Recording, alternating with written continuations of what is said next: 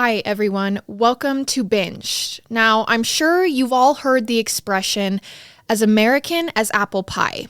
Well, as American as apple pie is, there may be nothing more English than an afternoon cup of tea. And if you were to transpose this reasoning to the dark terrain of true crime, you could also say that a fatal poisoning is as English a thing as a mass shooting is American. That's how stark the cultural differences are when it comes to violence.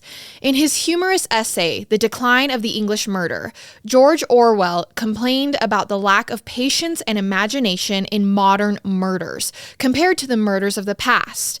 And this essay was first published in 1946, so one can only imagine how horrified Orwell would be in 2022 by how much more the quality of murders has deteriorated. But in his essay, he described the hypothetical perfect English murder, and of course, the weapon of choice was poison. A year after Orwell's essay was published, and surely unrelated to and uninfluenced by this essay, the most English of serial killers was born. One who would come to be known as the Teacup Poisoner. In fact, there was a movie made about the Teacup Poisoner back in 1995 called The Young Poisoner's Handbook.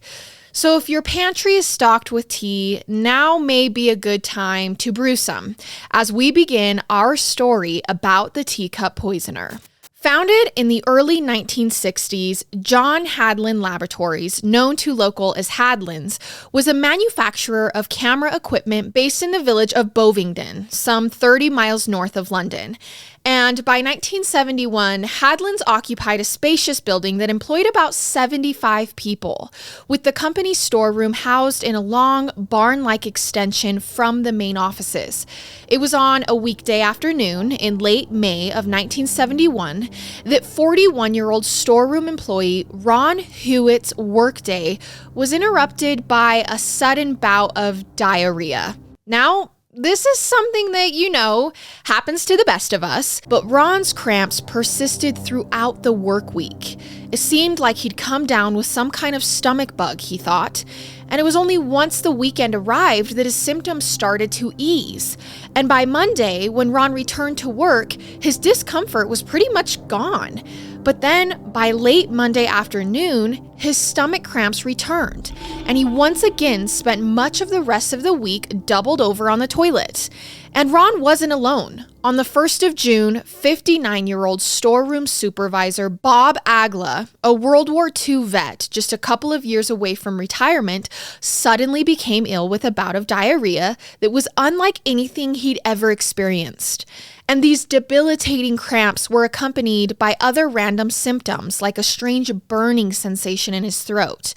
Now, all of this was unusual for Bob and worrisome because Bob was a man who, up to this point, had always been in robust health and almost never got sick.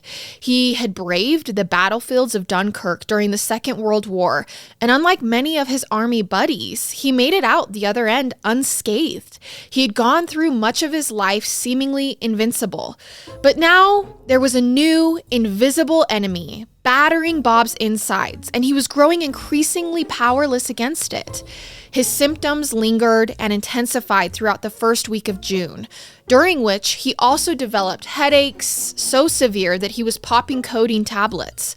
So now, both Bob and his younger coworker Ron were experiencing waves of similar symptoms over the course of the next few weeks. But then Ron's time at Hadlin's came to an end as he took a job with another company. And miraculously, this stubborn stomach flu disappeared as soon as he began his new job.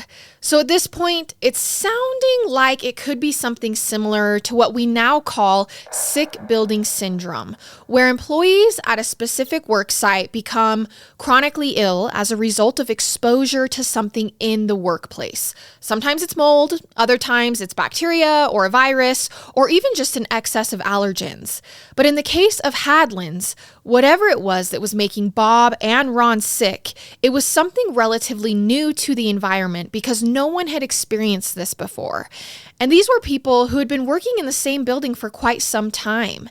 And then Bob's symptoms, much like Ron's, also disappeared when he was away from work, when he went on vacation.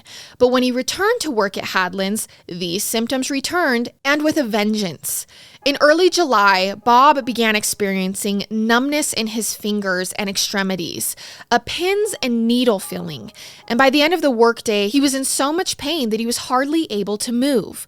Bob was rushed to the hospital, and by the time he got there, most of his body was paralyzed, and he was almost completely unable to speak. Doctors were at a loss to figure out exactly what was causing these symptoms, so they diagnosed Bob with Guillain-Barré syndrome, which is an extremely rare autoimmune disorder where the body's immune system attacks the nerves. Now, GBS generally affects 1 or 2 out of every 100,000 people a year, and a little under 8% of those diagnosed will die. So that's about 1 person out of every million people who will die each year from this disease. It's like the inverse of winning a lottery. And sadly, the previously indestructible Bob became one of those rare, unlucky people. By July 7th of 1971, Bob's respiratory system had become completely paralyzed, and he died, with the official cause of death being of bronchopneumonia. Bob's death sent shockwaves through Hadlands. Again, this is where he worked. And one coworker who seemed particularly captivated by Bob's death was the 23-year-old storekeeper, Graham Young, a relatively new hire who had just begun working for Hadlands 2 months earlier.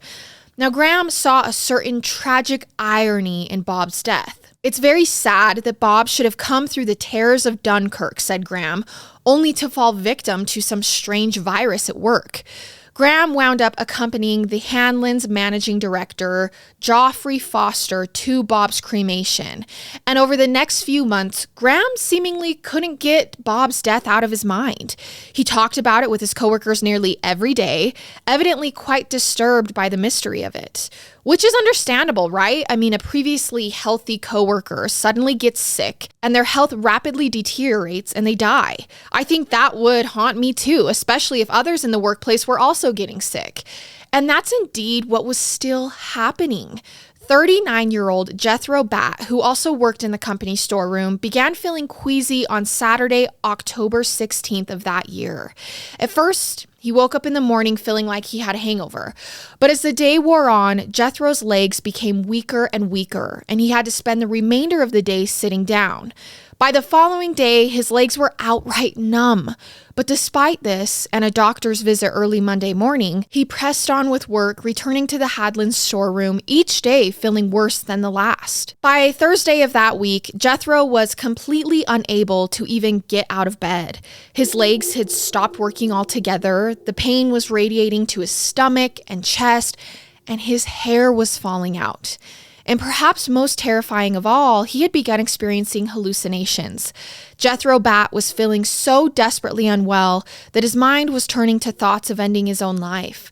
That's how much pain he was in. And on Friday morning, he was admitted to the emergency room for further testing. And only a week before Jethro had started feeling sick, young Hadlands export clerk David Tilson had a brush with similar symptoms. Pins and needles sensations in his feet, followed a day or two later by severe pain in his chest and stomach, which left him only able to take shallow breaths. David went to the doctor and was prescribed some tablets, but then over the next few days, he developed insomnia and his other symptoms grew even worse. He too was admitted to the hospital. Now, once there, David's hair, just like Jethro's, began to fall out.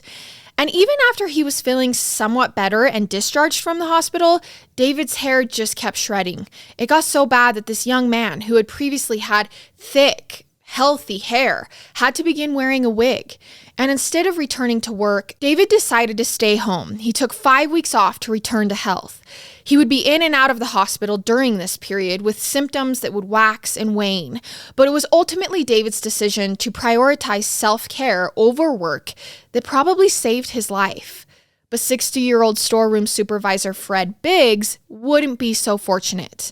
On Tuesday, October 26th, 4 of Fred's colleagues were out sick, all with similar symptoms. That was Jethro, David, and Hadlin's secretary Diane Smart and her husband Norman. And that afternoon, Fred, whose spouse Annie also worked for Hadlin's, which was, a friendly workplace that looked after its employees, suddenly raced to the toilet, experiencing the same ominous diarrhea that had preceded the more serious illness of several of his coworkers. Within a week, Fred's symptoms slowly subsided and he was almost back to normal, when suddenly, almost overnight in the first week of November, Fred's condition took a nosedive. He suddenly had become so ill that he lost the will to even communicate, and like 2 of his other colleagues, had to be admitted to the hospital. Now, once there, doctors noted a variety of symptoms: loss of sensation and reflexes in his limbs, scaly skin across his upper body, a flushed complexion, a hairy tongue, and this was on top of his continuing gastrointestinal symptoms. And then Fred's eyesight began slipping away. He had trouble breathing and swallowing. He was completely unable to speak, and doctors eventually had to perform a tracheotomy and insert a tube into his throat. Now, meanwhile, Fred's body temperature skyrocketed. His skin began sloughing off. Everything hurt. Even his clothes and weight of his bed sheet were unbearable for Fred. He developed pneumonia, and nothing he was given, no treatment, no medication, seemed to improve his condition at all.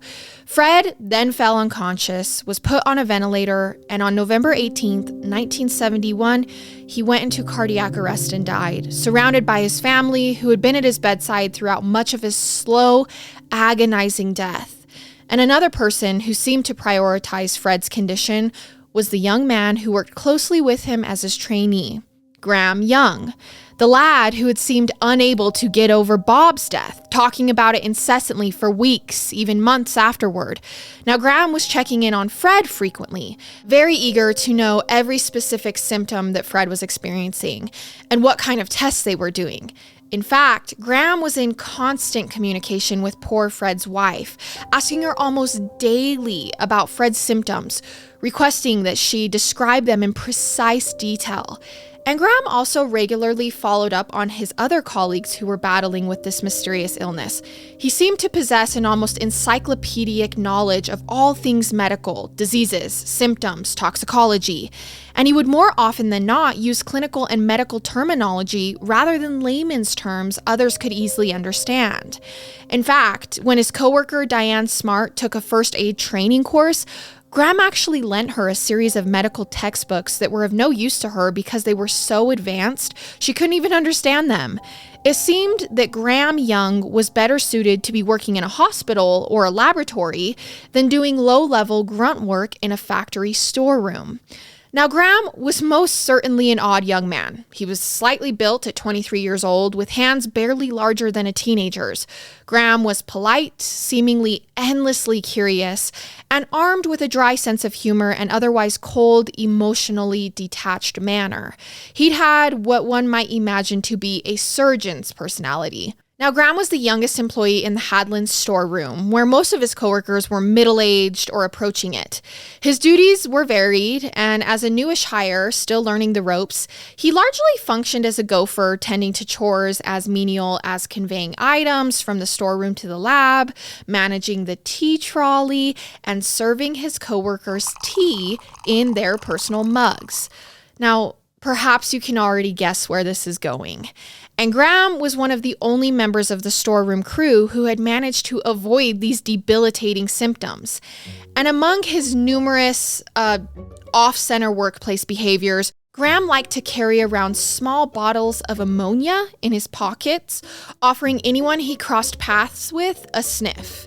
Most of his colleagues would politely decline this kind offer and brush it off as just Graham being weird. Now, Hadlin's administrators were hard at work trying to determine the cause of the sickness that everyone was now calling the Bovingdon bug, this mystery ailment taking down Hadlin's employees. They even brought in inspectors from the outside, carefully processing the workplace, looking for potential contaminants and foodborne pathogens in the canteen. And while everyone else at work was either sick with or terrified of becoming sick with the so-called Bovington bug, Graham always seemed to be nosing around, asking questions, and offering to Hadlin's higher-ups his theories and suggestions. His behavior was beginning to stand out and honestly get Graham noticed, and his employers were starting to consider probing into his background just a little harder, because before Graham was hired, Hadlin's learned that 23-year-old Graham had previously been institutionalized at Broadmoor Hospital, which is a high-security facility known to house criminally dangerous individuals. They were led to this discovery by initially questioning Graham directly when he was still an applicant about the lack of employment history on his resume. Now, Graham explained that he had suffered a mental breakdown when he was young due to the unexpected death of his mother, and he spent some time at the mental hospital, but eventually made a full recovery. Now, during the initial interview, when the manager queried around and learned that it was at Broadmoor that Graham had been hospitalized, a letter was sent to Broadmoor's chief psychiatrist, Dr. Edgar Udwin. In his response, Dr. Udwin declined to provide details of Graham's history, except to say that Graham had suffered from what he described as, quote, a deep-going personality disorder, but he eventually made a full recovery. Now, because Graham was so polite in the interview and outwardly respectable, no one thought to dig any deeper, and they hired him to start work at Hadlin's on May 10th, 1971, before Bovington's disease started to spread. And this being 1971, no one would have gone to the library to dig through microfilm because, it's just not the sort of thing one would ordinarily do. But if it were 2023 that Graham was being hired, any of his hiring managers or coworkers could have easily gone to a newspaper archive like newspapers.com and typed Graham Young into the search bar. And in doing so, they would have found countless news headlines from nearly a decade earlier. Headlines like, "The boy who played with poison," "Boy who gave his family poisons sent to Broadmoor," "Brilliant youth obsessed by poisons felt sense of power." His coworkers would have then learned the real reason that Graham Young had spent nearly a decade at Broadmoor Hospital, perhaps soon enough to spare the lives of their coworkers. Because Graham Young had an obsession with poisons that began very early on, when he was just a boy. Graham Frederick Young was born on September 7th, 1947 to Fred and Molly Young, who lived in the London suburb of Neasden. Now, Graham was their second child, after daughter Winifred, who had been born 8 years earlier.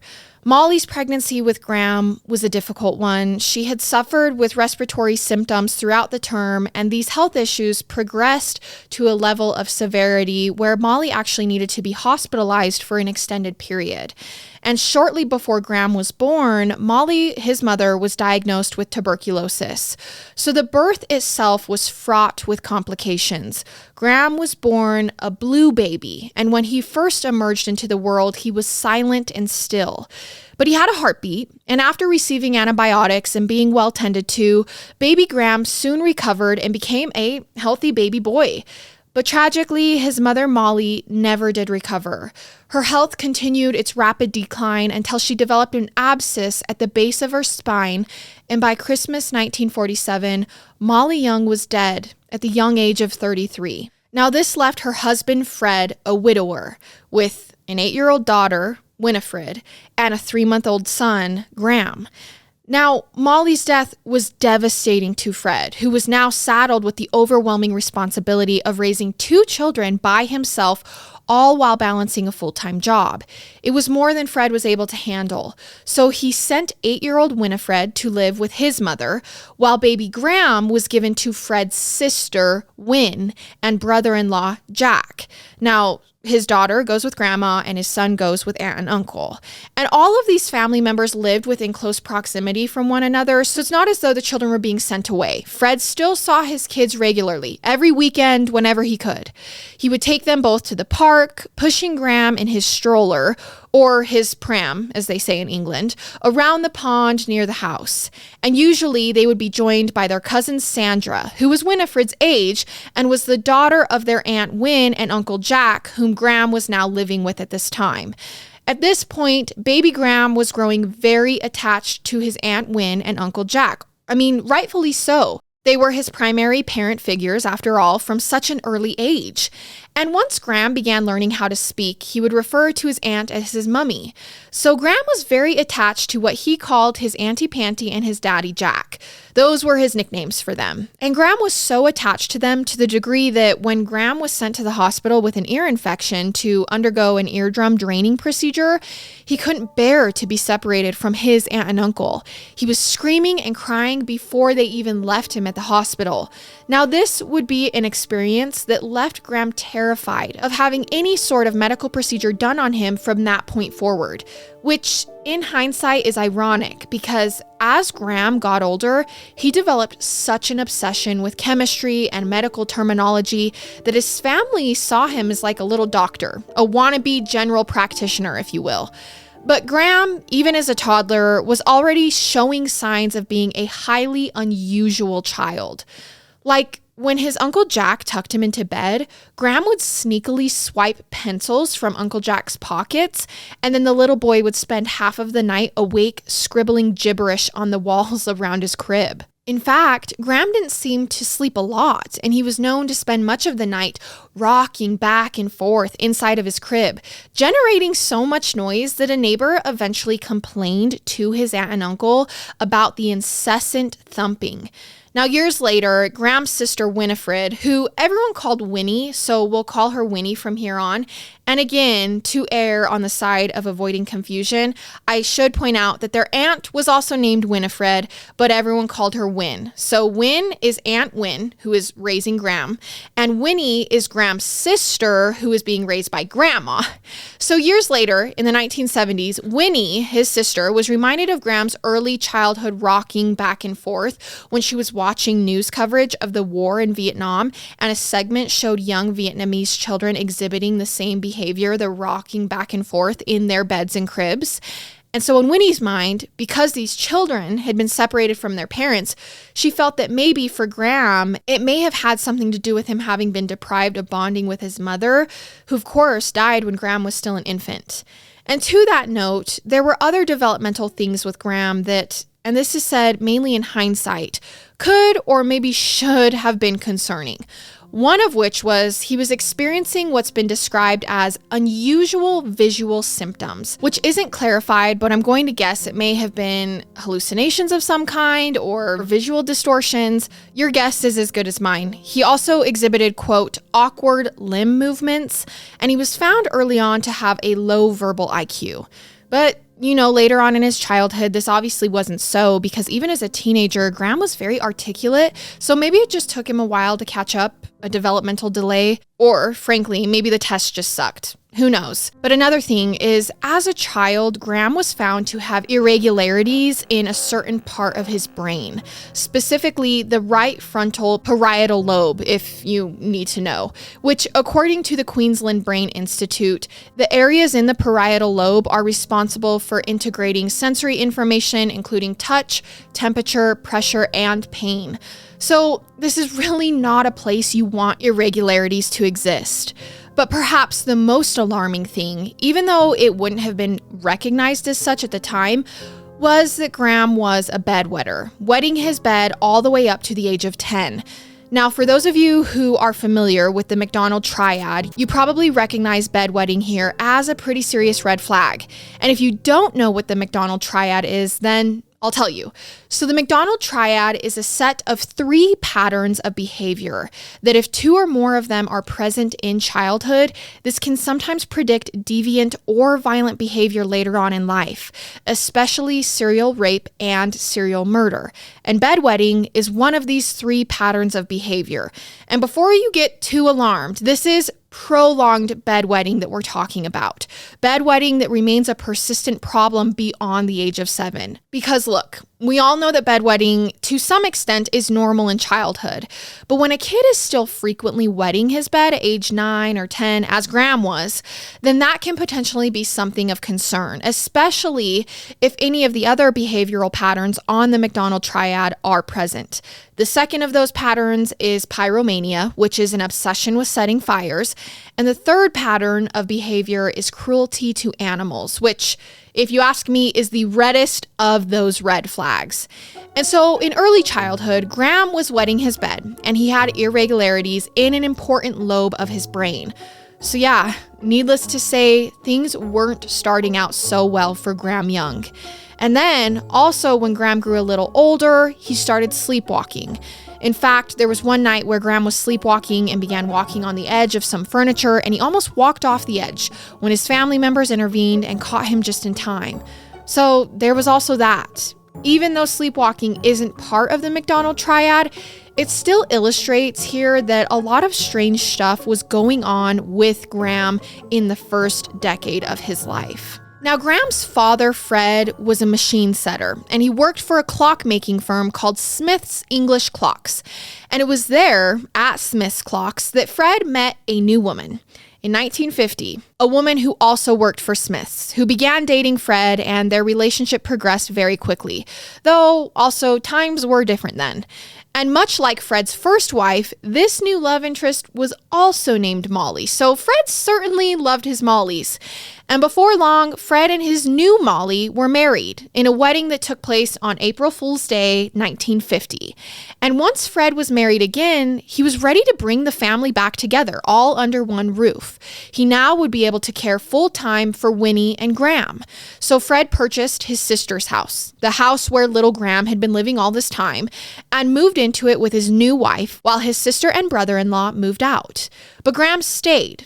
And suddenly, the aunt and uncle, who had been Graham's parental figures for the first part of his life, were gone. And despite this pretty massive change, Graham appeared to adjust to this just fine. And he was following Molly around the house, now calling her mummy. It was actually his sister Winnie that took longer to warm up to this new life, because she'd actually had a real relationship with her biological mother, unlike Graham, who never really knew his mother. As he grew older, Graham was never athletic or into sports. He didn't participate in a lot of group activities or appear to have many hobbies. He was quiet and shy, and he preferred his own company. He's what we might nowadays refer to as a loner, though he never seemed lonely. He was a loner by choice. And if he did hang out with other people, he preferred the company of adults to children his own age. He was a kid you'd be more likely to find sitting on a park bench and chatting up an old man than mixing with the other children. And although he was a below-average student and hated school, Graham was advanced beyond his years in many ways, and he was also an avid, prolific reader. But his choice of reading material was seen as questionable by his stepmother, Molly. So questionable, in fact, that Molly once marched straight to the head librarian at the local library to insist that they monitor and restrict Graham's reading material. Eventually, Graham got wise to Molly's interference, and he started swapping out the book covers to disguise what he was reading. And if you're now wondering what kind of stuff Graham was reading, well, at the mere age of 9, Graham Young was reading biographies of Julius Caesar, Oliver Cromwell, as well as Joseph Stalin and Adolf Hitler. And it was around this age, 9, that Graham began developing an obsession with Adolf Hitler and the Nazis. Now, little Graham spoke of Hitler as a great man, which is never a good sign.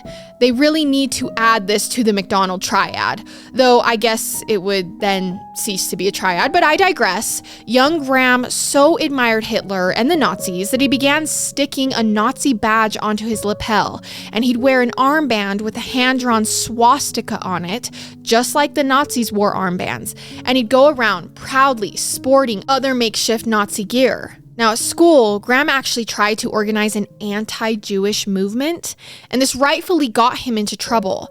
To atone for this, he was made to go around the school and formally apologize. As Graham approached his teens, things grew more worrisome as he began exhibiting socially bizarre behaviors. And this is as if what I've described so far wasn't already bizarre. His sister Winnie would later tell of incidents like Graham lighting a cigarette on a crowded city bus, or engaging in strange comical monologues with himself, or staring at people until they became uncomfortable. She also described about an episode where Graham kicked someone's suitcase away from them while they were waiting for a train and walked away laughing. And another one where he deliberately knocked a cup of coffee out of a cafe server's hands. So, antisocial behaviors, which are one of the hallmarks of a psychopath. Now, Graham also began making his own explosives with powder he extracted from fireworks, so there's the pyromania part of the McDonald triad. He also began reading books about black magic and the occult. That became a new obsession for him, and he told his family about wanting to join a witches' coven. In fact, one day, his family found in his possession what appeared to be a voodoo doll, and when his stepmother Molly refused to let him keep a dead mouse that he'd brought home to perform an autopsy on, he then drew a doodle of a grave and a headstone etched with the words, "In hateful memory of Molly Young." Now again, Molly Young is both his biological mother and his stepmother's name. I should note here that this mouse autopsy idea really flirts with the cruelty to animals pattern of behavior. So that pretty much completes the McDonald triad for Graham. And as Graham matured, he became more and more obsessed with medicine and medical stuff. If someone had a cold, Graham would diagnose them, but always using clinical terminology, as though he were a little doctor. By age 12, Graham seemed to have amassed a vast knowledge of medical terminology, and he would flaunt this all of the time. He read countless books about things that were morbid and horrific: death, voodoo, pathology books, medical books, and in particular, books about poisons. Lots and lots of books about poisons. In fact, in her book, Obsessive Poisoner, that his sister would write, she said, quote, "If Graham had a greater hero than Hitler, it was Dr. William Palmer, the notorious Victorian poisoner." So, Dr. William Palmer, who was known as the Prince of Poisoners, was hanged in the year 1855 for poisoning a friend to death with strychnine, which is the kind of poison one would choose if one really wanted to make their victim suffer. Strychnine, more so than many other poisons, causes an especially agonizing death. And Dr. Palmer was suspected of having poisoned many other people, including his brother and his mother-in-law, and 4 of his children, all of whom died from symptoms consistent with strychnine poisoning, as well as his wife, who died from antimony poisoning. And so this poisoner, alongside Adolf Hitler, was young Graham's hero. But to his family, all of Graham's oddness seemed harmless. At least that's what they told themselves. Similar to how his friends laughed off Graham's promise to one day become a famous poisoner, like his hero Dr. Palmer, or like Dr. Edward William Pritchard, who poisoned his wife and mother-in-law also with antimony. Graham read about Pritchard in a book called Poisoner in the Dock, 12 Studies in Poisoning by John Rowland, which had been published in 1960 and quickly became Graham's favorite book. He would check this book out from the library again and again. Now, in the chapter on Pritchard, Rowland touted antimony as a surprisingly underused poison, describing it as slow-working with persistent small doses causing vomiting, cramps, and diarrhea, symptoms that were often mistaken for other ailments. And Rowland wrote about how regularly administrating antimony over a sustained period of time leads to muscle weakness, inability to urinate, collapse, convulsions, and ultimately death. There is certainly something much crueler, Rowland wrote, in a slow process of this kind than when a single large dose of poison is given. This resonated for Graham, who by this time had moved on to secondary school, where he was quite open about his interest in poisons, earning him nicknames like Acid and the Mad Professor. He also started amassing a collection of little bottles of things, some of which he kept hidden and others that he carried around with him. Smelly things like fingernail varnish, empty perfume bottles, stuff that he'd find on his grandmother's dressing tables. He liked to pull out these bottles, describe the contents, and challenge family members to name all of the ingredients in whatever it was. It reached a point where Graham was carrying small bottles of things on his person at all times. and among them were bottles of ether and acetone, whose vapors he'd inhale to get high. So he's huffing, basically. Meanwhile, as a reward for passing his standard exams, Graham's father bought him a chemistry set, not realizing what he was cultivating in doing so. Around this time, Graham became like a self-styled general practitioner among his family members, taking a keener and keener interest in whenever one of them wasn't feeling well, which began happening more and more frequently in 1961 when Graham was 13 years old. Beginning in April 1961, Graham had begun visiting the local pharmacy and requesting large quantities of antimony potassium tartrate, which he told the pharmacist he needed for lab experiments. Now, when Molly found out that Graham was hiding poisons in his room, she told Graham's father, and a heated argument with Graham followed. Molly yanked Graham along with her to the pharmacy where he'd gotten these substances and chewed out the pharmacist for selling them to a boy of just 13 years old. And that's when Graham began storing his substances outside of the home. At school one day, Graham got into a playground scuffle with one of his few school friends, a boy named Chris Williams, who everybody called John. Now, John was much larger than Graham and instantly knocked Graham onto the ground, from where Graham looked up at his friend and promised him, "I'll kill you for that." Now later, when they made up, Graham revisited the subject, reminding John, "I really could kill you." Sometime later that month, John and Graham were at school eating lunch together, sandwiches that they both packed from home, when Graham insisted on swapping sandwiches with John. As the day progressed, John was blindsided by sharp stomach pains and vomiting, which persisted until early evening. John had had plans to take Jean, an older girl who worked at the library, to a live taping of the Dickie Henderson show that night, but Graham had also been friendly with Jean. Indeed, the only person that Graham was ever known to have gone on a date with, and he himself had wanted to be her guest that evening.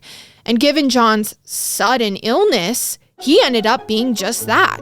He was John's replacement. He took Jean to the taping. Now, for the next 5 weeks, John's symptoms would return every Monday after returning to school from the weekend. And no one was more attentive to John during this period than his friend Graham, who really looked after him, showing an intense interest in his condition. Graham would hammer John with questions about how he was feeling, where he was experiencing pains, and what those pains felt like, and what time of day the symptoms would begin. It was almost as though Graham was a general practitioner gathering information for diagnosis. Graham seemed to really care about his friend's well-being. One afternoon, he took John to the zoo to lift his spirits, and while they walked the zoo and looked at the animals, Graham pulled a bottle of lemonade from his knapsack and gave it to his friend, who immediately became sick after drinking it. When he finally got home later on, John was shivering, nearly to the point of convulsions, and had difficulty standing up straight. Now, following severe headaches accompanied by vomiting and body aches, John's family took him to a series of doctors who diagnosed him with migraines and wrote him a prescription. But John's illness would persist for months, and his family was growing to suspect he was either faking or exaggerating to get out of school. Now, meanwhile, a similar mystery illness had begun making the rounds in the Young household around the same time. In the winter of 1961, Graham's stepmother, Molly, began experiencing regular bouts of severe stomach upset, followed by Fred and then Winnie, and then even Graham on one occasion.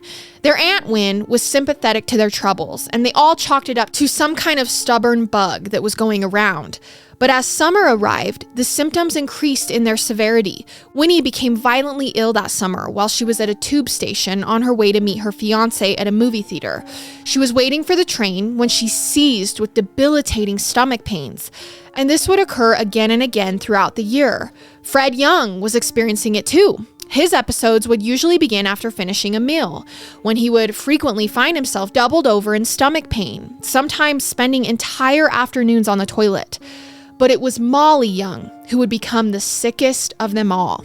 Losing weight continuously throughout the year, Molly's condition grew so bad that she ended up spending 10 days in the hospital, where she was diagnosed with a peptic ulcer. By the end of her hospital stay, Molly had fully recovered.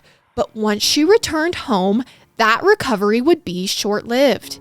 Meanwhile, one morning in November, Molly brought Winnie a cup of tea as Winnie was getting ready for work. Now, Winnie took a sip or two and could hardly believe her tongue, and she spat the next sip right back into the mug. It was one of the foulest things she had ever tasted. She told her stepmother about it, and Molly then broke the mug and tossed it into the trash, assuming that someone in the household may have mixed some personal care product in it and tainted it. But later that day, when Winnie was on the train, she began to feel strange. She lost control of her eyes and became disoriented, bumping into things and people on her way out. Objects seemed to close in on her and then grow really distant. With the help of a good Samaritan, Winnie made it back to her workplace, where she then began experiencing something similar to hallucinations. Her employer sent her to the hospital, and she underwent a series of tests. And that's when she learned that she'd been poisoned with belladonna, also known as deadly nightshade. And so, this was the first time Winnie suspected her brother Graham of being behind any of the symptoms that she and others in the household were experiencing, because she knew no one other than Graham could have been responsible for her belladonna poisoning, she thought. But even with her suspicion now turning to Graham, her first thought was this must have been accidental.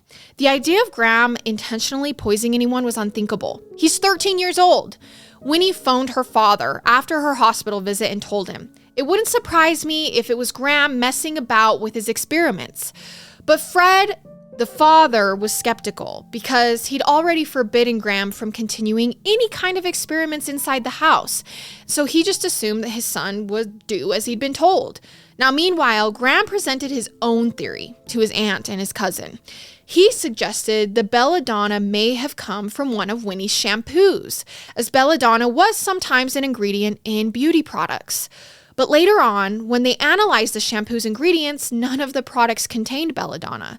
As fall rolled in, something like a revolving door of symptoms plagued the young household, with everyone getting sick at various points, even Graham himself once or twice. But as the year was drawing to a close, it was Molly who was becoming chronically ill once again.